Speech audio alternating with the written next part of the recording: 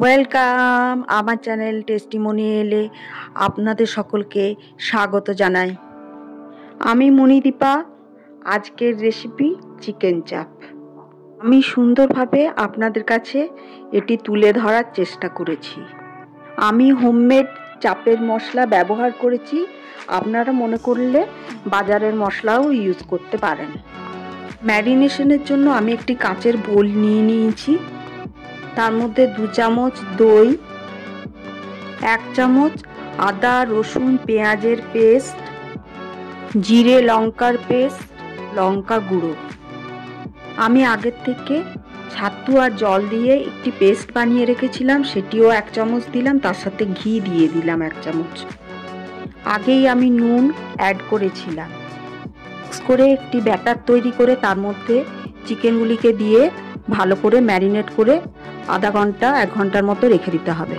Mixer গ্রাইন্ডারের জারের মধ্যে এলাচ, দারচিনি, পোস্ত, আগের থেকে ভিজিয়ে রাখা কাজু এবং চারমগজ একসাথে পেস্ট করে নিয়েছি। এরপরে কড়াইয়ে তেল গরম করে কাশ্মীরি লঙ্কার গুঁড়ো দিয়ে দেবো। চিকেনগুলিকে এক এক করে দিয়ে ঢাকা দিয়ে কিছুক্ষণের জন্য রেখে দেবো।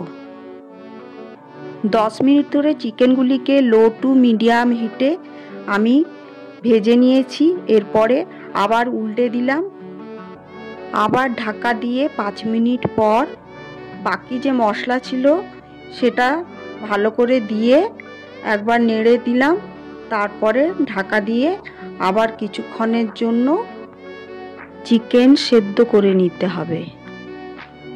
আগের থেকে বানিয়ে রাখা পোস্ত, কাজু, চারমগজের পেস্ট দিয়ে ঢাকা দিয়ে ওপর থেকে একটুকু জারের মধ্যে জল দিয়ে আবার ওপর থেকে দিয়ে দিলাম। এখানে আমি ফুড কালার ইউজ করেছি।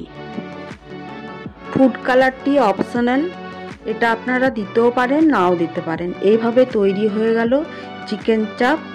ওপর থেকে কেওড়ার জল, কাশ্মীরি মেথি, চাপের যে মশলাটি বানিয়ে রেখেছিলাম সেটি দিয়ে দিতে হবে। এরপর দেখুন চিকেনের গা থেকে তেল বেরিয়ে এসেছে। চিকেন চাপ রেডি। ওপর থেকে একটু ঘি ছড়িয়ে দেবেন। পরিবেশন করুন নান, রুটি, পরোটার সাথে। আপনারা সকলে ভালো থাকুন, সুস্থ থাকুন। দেখা হচ্ছে পরের আরেকটি ভিডিও নিয়ে। Bye bye.